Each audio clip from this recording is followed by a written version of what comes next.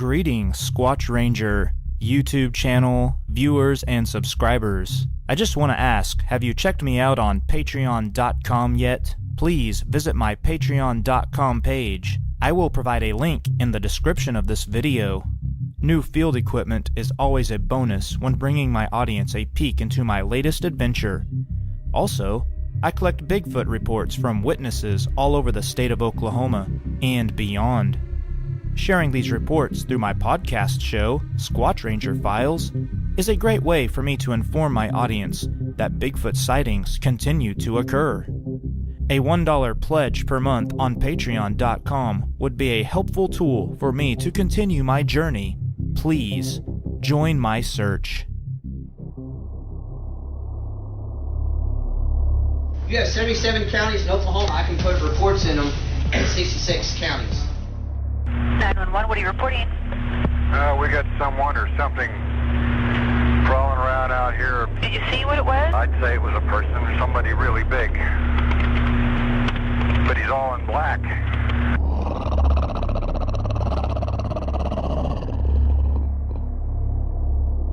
Welcome back to Squatch Ranger Files, episode 23. Hey guys, be on the lookout for a new video on my YouTube channel titled Stinchcomb Kayak Cruise. See what it's like to go on an afternoon trip with the North Canadian River Project and to look for Sasquatch evidence in the Stinchcomb Wildlife Refuge. Check out that video. Alright guys, let's get back to Squatch Ranger Files, episode 23. Number 1. Father and son spot dark figure while fishing. 2012.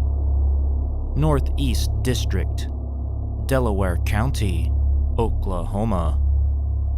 Class B, rock throwing. Class B, heavy footsteps. And Class A, daytime sighting.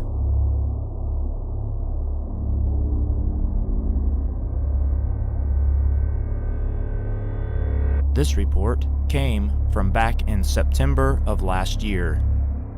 The sighting was in the summer of 2012 near the Neosho River, north of Cleora in Delaware County. A father and son were fishing and were walking back to their vehicle when a small rock landed near them. The father heard heavy footsteps in the woods near them. They kept walking, and another rock landed behind them. The son then spun around and saw a large dark figure moving about in the woods behind them. The father said it was about 60 yards or so.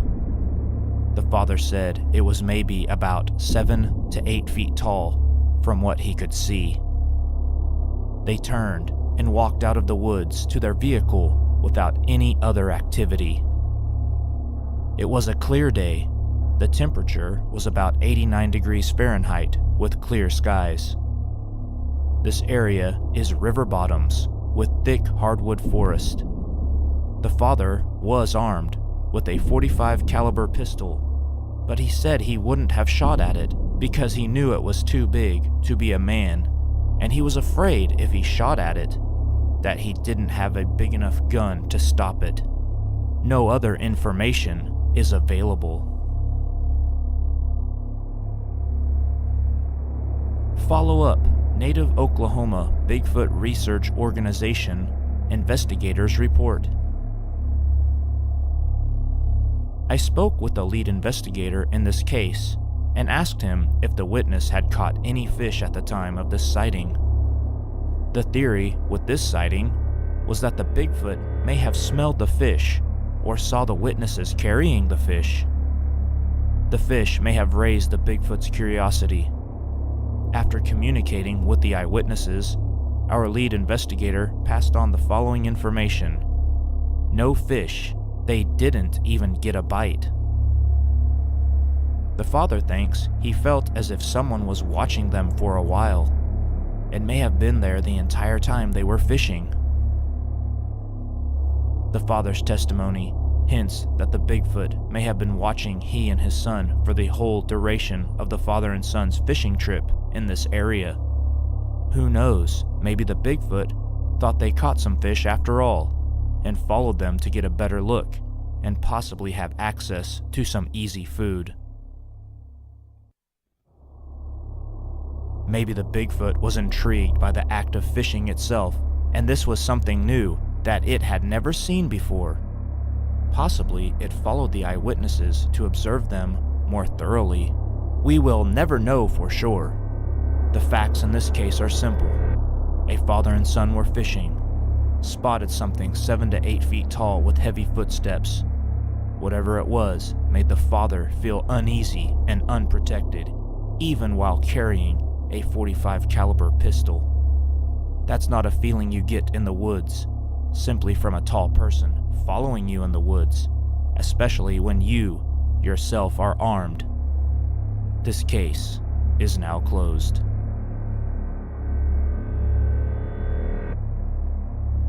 Number 2. Bigfoot runs into teenager's truck. 1990.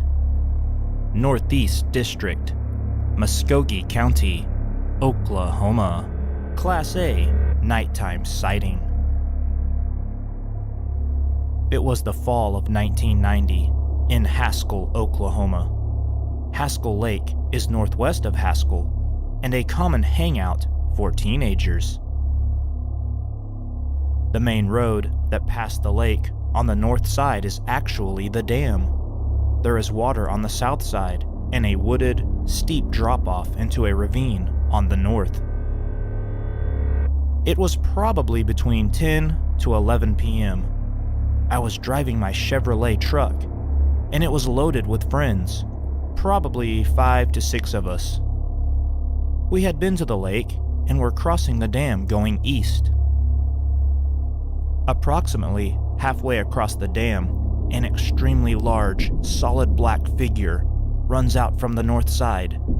It was upright and human-like, no clothing, solid black figure. We could, at first, see the shadowy black figure because of the lights of the truck. The figure had to be over 6 feet. It seemed to be in a dead run and could not completely stop, and ran into my driver's side door as we passed, bending my driver's side mirror. I could still see the blurred image when it hit my door, but not as well since the truck lights were no longer on it. The figure seemed to be straight across from me when it hit, because the image also hit my glass and was as tall as me, with me in the driver's seat. We all were frightened and drove back to town. We stopped at the first convenience store and got out to look for damage. Only my rear view driver's side mirror was bent, and I also realized how tall it had to be when I was standing looking in my driver door window. After taking a few minutes to calm down, we decided we needed to go back and see if it might still be there or hurt.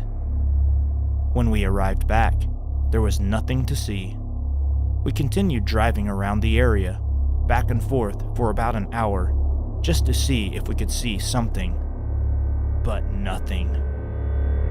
The next morning, with it still on my mind, and wondering what it could have been, I drove back in daylight. There were no signs whatsoever, no blood, nothing. It was when I got out to walk around in the wooded area to the north of the lake that I realized it was almost impossible. The road was actually the dam to the lake, and it was a very steep drop-off. For the large figure to be at a run, it would have meant it was extremely strong, and this would have been impossible for a human.